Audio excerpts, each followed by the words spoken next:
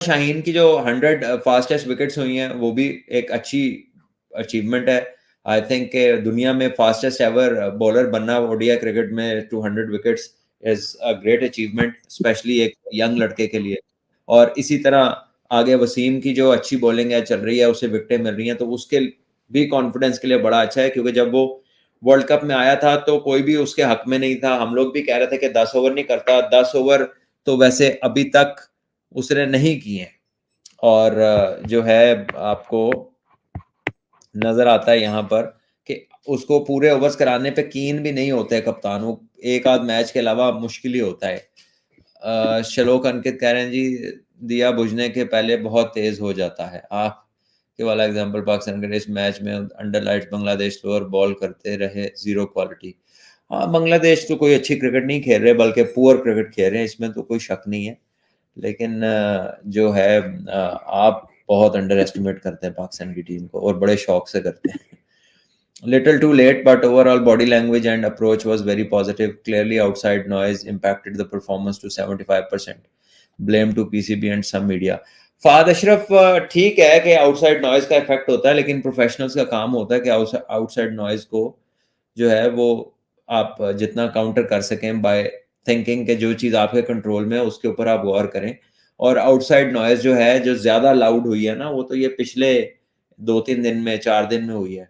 Asia cup में तो कोई आउटसाइड नॉइज नहीं थी। इंडिया वाले मैच तक तो कोई आउटसाइड नॉइज नहीं थी। ऑस्ट्रेलिया वाले मैच तक भी कोई आउटसाइड नॉइज नहीं थी।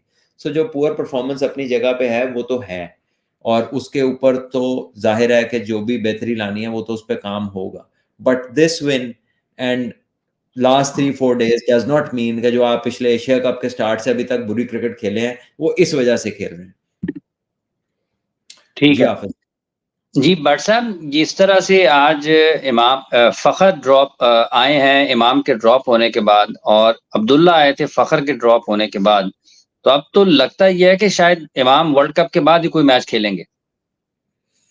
देखिए, अब्दुल्ला तो हर मैच में तकरीबन अच्छी क्रिकेट खेल रहे हैं, 3-4 फिफ्टियां कर दी हैं, 100 कर दिया उन्होंने वर्ल्ड कप में, तो अब्दुल्ला तो खेलेंगे। और फखर ने भी आके अब 84 कर दिया है। तो इम्पैक्ट प्लेयर तो बाहर होते होते ही वो लोग कहते हैं ना, अभी इम्पैक्ट डाला, अभी इम्पैक्ट डाला, तो डालते डालते 8-10 मैच गुजार देने। तो अब तो इंजरी के अलावा नहीं लगता कि इमाम वर्ल्ड कप के दौरान कोई मैच खेलेंगे। और आई थिंक ये दोनों जो हैं अच्छा खेले हैं, तो दे मस्ट कंटिन्यू, इसमें कोई दो राय नहीं है। जहां तक ताल्लुक भट्ट साहब इस चीज का है कि अटैकिंग हिकमत अमली पाकिस्तान, जो बहुत ज्यादा बात हो रही है कि पाकिस्तान पॉजिटिव माइंडसेट था, लोग बहुत खिलाड़ी एक दूसरे को बड़े अच्छे अंदाज में घुल मिल रहे थे, तो आपको लगता है कि ये बड़े मैचेस का दबाव आया खिलाड़ियों के ऊपर और वो दबाव को बुनियादी तौर पर बर्दाश्त नहीं कर पाए? देखिए, आपके ऊपर जो प्रेशर बिल्ड हो रहा था, बड़ा मैच, बेसिकली जो सबसे बड़ा मैच आपका होता है ऑडियंस या पब्लिक इंटरेस्ट के हिसाब से, वो तो इंडिया का है। तो जब आप पहले मैच में 40 पे या 50 पे 5 आउट करने के बाद इंडिया ने 260 प्लस किया, वहां से उनको काफी कॉन्फिडेंस मिला, आपका कॉन्फिडेंस डेंट हुआ। उसके बाद एशिया कप में आप 228 रन से इंडिया से हारे, उसने आपके कॉन्फिडेंस को बहुत डेंट किया। और जब आप वर्ल्ड कप पे आ रहे थे और ये दो मैचेस की रिसेंट हिस्ट्री आपके साथ थी, तो आप to start with you are not very confident.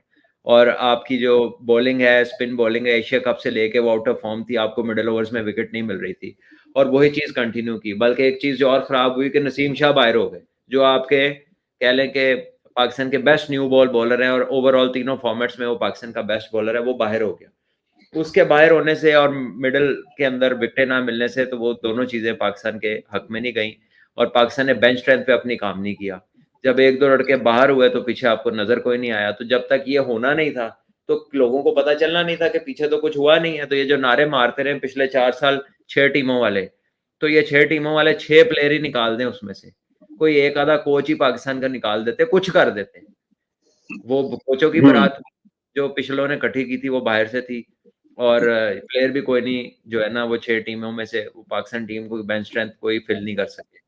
तो ये आइडिया जो था श्रिंक करने का डोमेस्टिक क्रिकेट को, अ, उसने काफी अपसेट किया पाकिस्तान की बेंच स्ट्रेंथ को। और ओवरऑल कभी भी इस तरह नहीं हुआ। ठीक है, पाकिस्तान पहले भी कोई अनबीटन चैंपियन नहीं होती थी, ये बात मानने वाली है, बट ऐसा कभी नहीं होता था कि अगर कोई दो बॉलर अनफिट हो गए तो पाकिस्तान में फास्ट बॉलर ही कोई नहीं नजर आ रहा।